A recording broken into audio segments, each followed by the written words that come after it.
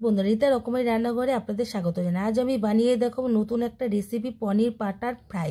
লাগছে উপন পনিরগুলোকে লম্বা লম্বা পিস করে কেটে নিয়ে একটা থালার মধ্যে তুলে নেব। ওই লম্বা পিস করা কাটার মধ্যে কাশ্মীরি লঙ্কার গুঁড়ো,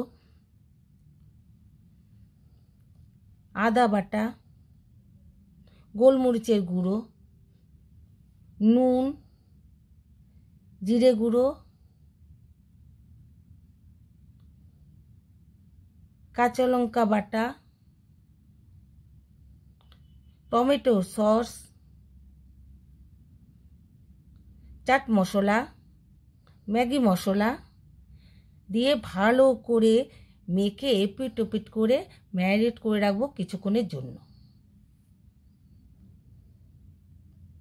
তারপর একটা বোলের মধ্যে 2 চামচ ময়দা, 2 চামচ কর্নফ্লাওয়ার, গোলমরিচের গুঁড়ো,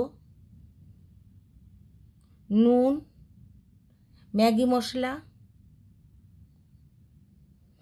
আদা বাটা, লঙ্কা বাটা, বাটার মিশিয়ে চাট মশলা,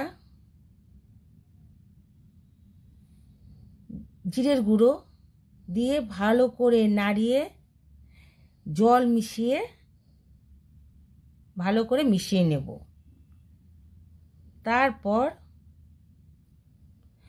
কড়াইতে সাদা তেল বাটার দিয়ে গরম করে নিয়ে তাতে ম্যারিনেট করা পনিরের পিসগুলো ব্যাটারে ডুবিয়ে কড়াইতে ছেড়ে দিয়ে এপিট ওপিট করে ভেজে নিয়ে তুলে দেব। আমার রান্নাটি যদি ভালো লাগে তবে আপনারা সাবস্ক্রাইব করতে ভুলবেন না।